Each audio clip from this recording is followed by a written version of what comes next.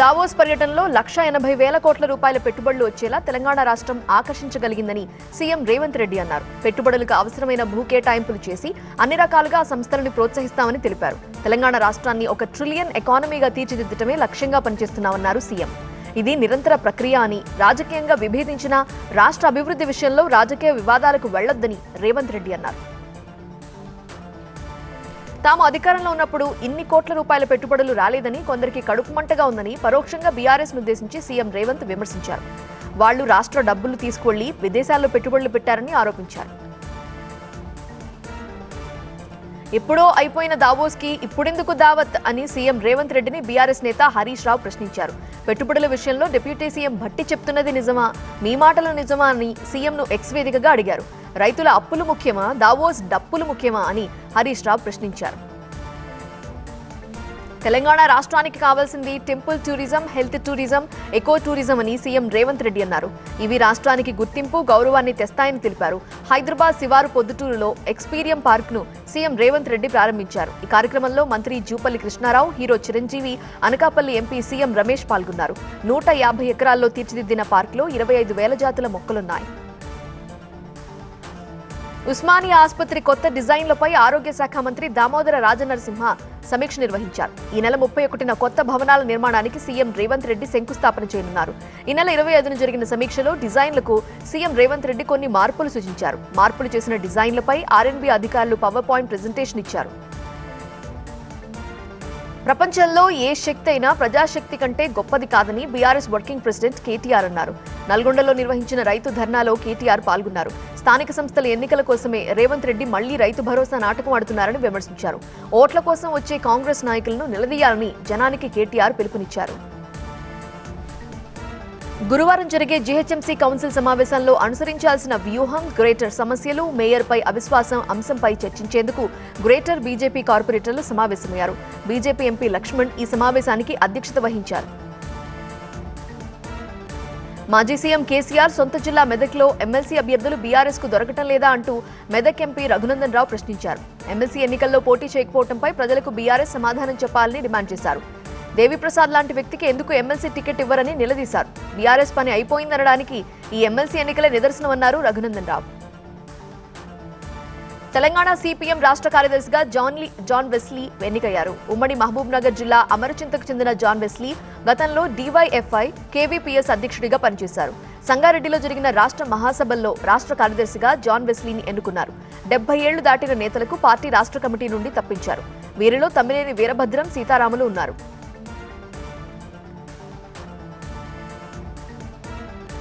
ఏపీకి చంద్రబాబే బ్రాండ్ అన్న అచ్చెన్నాయుడు గత ప్రభుత్వ తీరుతో అధికారులంతా పొల్యూట్ అయ్యారన్న మంత్రి అనగాని సీఎం చంద్రబాబు మరోసారి వెన్నుపోటు పొడిచారన్న Bhumana. AP today top 9 news ఇప్పుడు చూద్దాం. సుప్రీంకోర్టులో సీఎం చంద్రబాబుకు భారీ ఊరట లభించింది. ఆయనపై నమోదైన సిఐడి కేసులను వెంటనే సీబీఐకి బదిలీ చేయాలని దాఖలైన పిటిషన్లను కొట్టివేసింది. విచారణ సందర్భంగా పిటిషనర్ బాలయ్య తరపు న్యాయవాది మణీంద్ర సింగ్ పై ధర్మాసనం తీవ్ర ఆగ్రహం వ్యక్తం చేసింది. భారీ జరిమానా విధిస్తామని వార్నింగ్ ఇచ్చింది.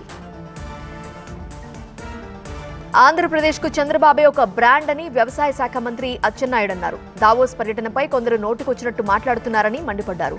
దావోస్ పర్యటనకు ముందే ఏపీకి 16 లక్షల కోట్ల రూపాయల పెట్టుబడులు వచ్చాయని అచ్చెన్నాయుడు తెలిపారు. స్టీల్ ప్లాంట్ కోసం వైసీపీ 5 ఏళ్ల పాటు ఏం చేసిందని ప్రశ్నించారు. జగన్ ప్రభుత్వంలో రెవెన్యూ వ్యవస్థ నిర్వీర్యమైందని రెవెన్యూ మంత్రి అనగాని సత్యప్రసాద్ విమర్శించారు. గత ప్రభుత్వ తీరుతో అధికారులంతా పొల్యూట్ అయ్యారని అన్నారు. భూ సమస్యల పరిష్కారం కోసం నిర్వహిస్తున్న సదస్సుల్లో కోర్టుల్లో ఉన్న సమస్యలు కూడా వస్తున్నాయని అనగాని తెలిపారు. న్యాయస్థానాల్లో ఉన్న సమస్యలను తాము పరిష్కరించలేమని అనగాని సత్యప్రసాద్ వెల్లడించారు. అన్నమయ్య జిల్లాలోని వెలిగల్లు జలాశయం ద్వారా 3 ఏళ్లలో నీటి సమస్య పరిష్కరిస్తామని క్రీడా శాఖ మంత్రి మండిపల్లి రాంప్రసాద్ రెడ్డి హామీ ఇచ్చారు. వెలిగల్లు ప్రాజెక్టులో ఆయన ప్రత్యేక పూజలు చేసి 4.80 లక్షల చేప పిల్లలను వదిలారు. పోస్టల్ శాఖ 25,000 కోట్ల రూపాయల నష్టంలో ఉందని కేంద్ర కమ్యూనికేషన్ల శాఖ సహాయ మంత్రి పెమ్మసాని చంద్రశేఖర్ అన్నారు. డిపార్ట్మెంట్కు ఆదాయం తక్కువ, ఖర్చు ఎక్కువ అని తెలిపారు. పోస్టల్ శాఖను నష్టాల నుండి లాభాల్లోకి తీసుకొచ్చేందుకు ఉద్యోగుల అభిప్రాయాలు సేకరిస్తున్నామని పెమ్మసాని వెల్లడించారు. సీఎం చంద్రబాబు మరోసారి వెన్నుపోటు పొడిచారని వైసీపీ అధికార ప్రతినిధి భూమన కరుణాకర్ రెడ్డి ఆరోపించారు. నీతి ఆయోగ్ పేరుతో సూపర్ 6 పథకాలు అమలు చేయలేమనడాన్ని తప్పుపట్టారు. ఎన్నికల ప్రచార సమయంలో రాష్ట్ర ఆర్థిక పరిస్థితి ఏంటో చంద్రబాబుకు తెలియదా అని ప్రశ్నించారు. కూటమి ప్రభుత్వంపై ప్రజల్లో తీవ్ర ఆగ్రహం ఉందని భూమన్ అన్నారు. సీఎం చంద్రబాబును విమర్శించే అర్హత భూమన కరుణాకర్ రెడ్డికి లేదని తిరుపతి మాజీ ఎమ్మెల్యే సుగుణం అన్నారు. ఎన్డీఏ ప్రభుత్వం ప్రజారంజకంగా పనిచేస్తోందని తెలిపారు. ఇచ్చిన ప్రతి హామీ నెరవేర్చుతున్నామని స్పష్టం చేశారు. టీడీఆర్ బాండ్ల పేరుతో ఎవరు మోసానికి పాల్పడ్డారో ప్రజలకి తెలుసని సుగుణం అన్నారు. ప్రపంచానికి పాఠాలు చెప్పానని గొప్పలు చెప్పే చంద్రబాబుకి ఇచ్చిన హామీలు నెరవేర్చాలని తెలియదా అంటూ మాజీ డిప్యూటీ సీఎం అంజాద్ బాషా ప్రశ్నించారు. ఎన్నికల సమయంలో రాష్ట్ర ఆర్థిక పరిస్థితి తెలియదా అని నిలదీశారు. చంద్రబాబు మాట్లాడుతున్న ప్రతి మాట అబద్ధమేనని బాషా ఆరోపించారు. టీడీపీ ఎంపీ బీదా మస్తాన్ రావు ఆసక్తికర వ్యాఖ్యలు చేశారు. వైసీపీ నుండి పార్టీ మారాల్సిన సమయంలో తాను టీడీపీలో జాయిన్ అవుతానని, ఆర్ కృష్ణయ్యను బీజేపీలోకి వెళ్లమని చెప్పానని అన్నారు. బీసీలకు కేంద్రంలో మంత్రిత్వ శాఖ ఉండాలన్నారు. వచ్చే ఎన్నికల్లో సీట్లు పెరగబోతున్నాయని, బీసీలకు ఎక్కువ సీట్లు కేటాయిస్తారని అన్నారు ఎంపీ. ఇస్రో 100వ ప్రయోగానికి కౌంట్ డౌన్ మొదలు. ప్రయోగం విజయవంతం కావాలని తిరుమల శ్రీనివాసుడు, సూళ్లూరుపేట చంగాళమ్మను మొక్కిన ఇస్రో చైర్మన్. ప్రారంభమైన నాగోబా గిరిజన జాతర. తెలుగు రాష్ట్రాల టాప్ 9 న్యూస్ ఇప్పుడు. ఇస్రో చారిత్రక 100వ ప్రయోగానికి శ్రీహరికోట స్పేస్ సెంటర్లో 27:30 గంటల కౌంట్ డౌన్ మొదలైంది. అర్ధరాత్రి 2:53 కౌంట్ డౌన్ మొదలైంది. ప్రయోగం రేపు ఉదయం 6:23 జరుగుతుంది. నావిక్ సిరీస్ లో 2వ నావిగేషన్ శాటిలైట్ ని ఈ ప్రయోగం ద్వారా కక్షలోకి పంపిస్తారు. ఇస్రో 100వ ప్రయోగం సందర్భంగా తిరుమల శ్రీనివాసుడిని ఇస్రో చైర్మన్ నారాయణన్ దర్శించుకున్నారు. ఇస్రో శాస్త్రవేత్తలు కూడా ఆయన వెంట వచ్చారు. రాకెట్ నమూనాను శ్రీవారి పాదాల చెంత ఉంచి పూజించారు. సూళ్లూరుపేట చంగాళమ్మ ఆలయాన్ని ఇస్రో చైర్మన్ శాస్త్రవేత్తలు దర్శించుకున్నారు. రేపు చేపట్టబోయే జీఎస్ఎల్వీ ప్రయోగం విజయవంతం కావాలని అమ్మవారిని మొక్కుకున్నారు. ఆదిలాబాద్ జిల్లా ఇంద్రవెల్లి మండలం కేస్లాపూర్లో గిరిజనుల అతిపెద్ద పండుగ నాగోబా జాతర ప్రారంభమైంది. తొలి రోజు వేడుకలో భాగంగా నాగశేషుడి 7 పడగల తొడుగు, ఆభరణాలను మిశ్రం వంశీయులు ఆలయానికి తీసుకొచ్చారు. 5 రోజుల పాటు జరిగే ఈ జాతరకు లక్షల మంది భక్తులు హాజరవుతారు. ఏపీలో సైబర్ నేరాలు మినహా మిగిలిన అన్ని నేరాలు తగ్గాయని డీజీపీ ద్వారకా తిరుమలరావు అన్నారు. ప్రతి జిల్లాలో సైబర్ క్రైమ్ పోలీస్ స్టేషన్ ఏర్పాటు చేసే ఆలోచనలో ఉన్నట్లు విజయనగరంలో అన్నారు. ప్రతి నేరం ఏదో ఒక కెమెరాలో రికార్డు కావాలి అన్నది తమ లక్ష్యమని డీజీపీ అన్నారు.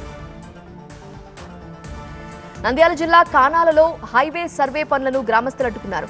పేదల భూముల్లోంచి 167 రహదారి వేయటాన్ని గ్రామస్తులు వ్యతిరేకిస్తున్నారు.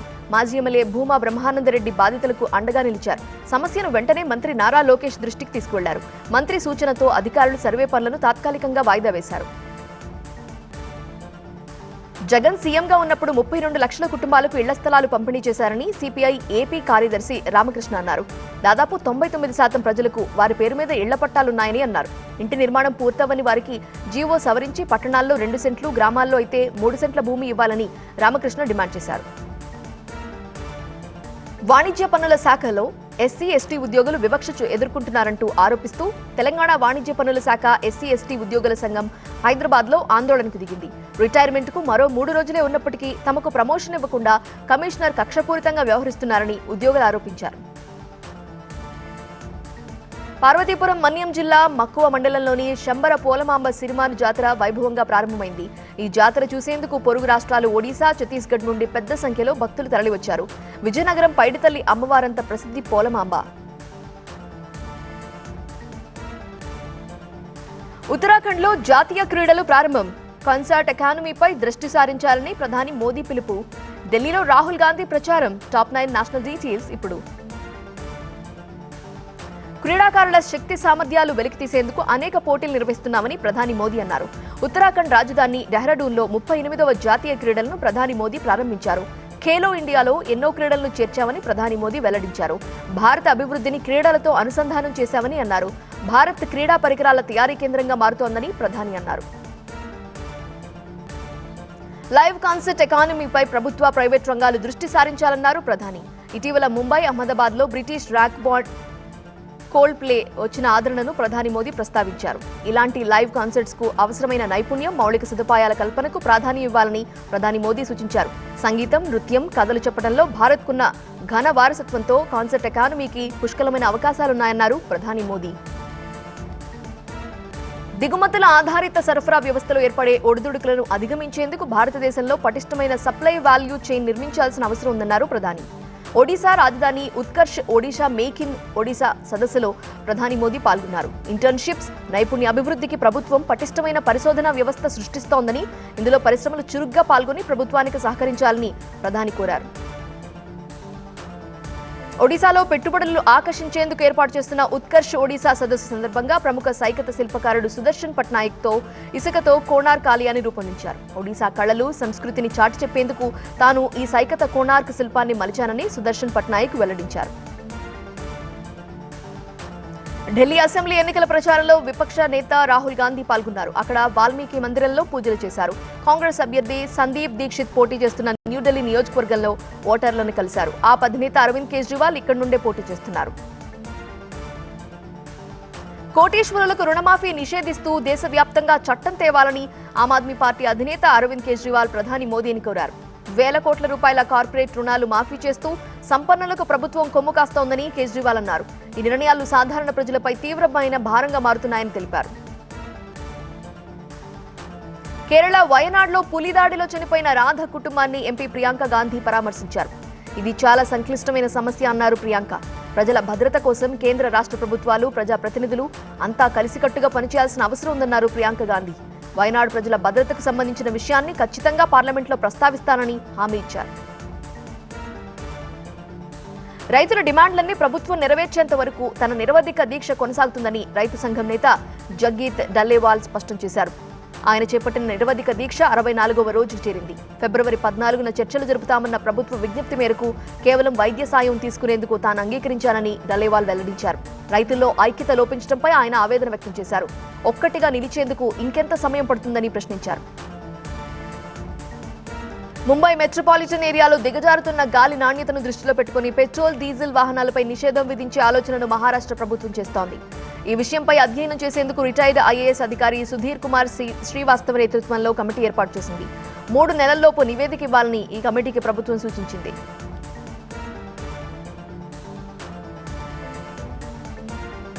జైనుల వేడుకలో కూలిన వేదిక, తమ దేశాన్ని సందర్శించాలని భారతీయులను ఆహ్వానించిన ఇజ్రాయెల్.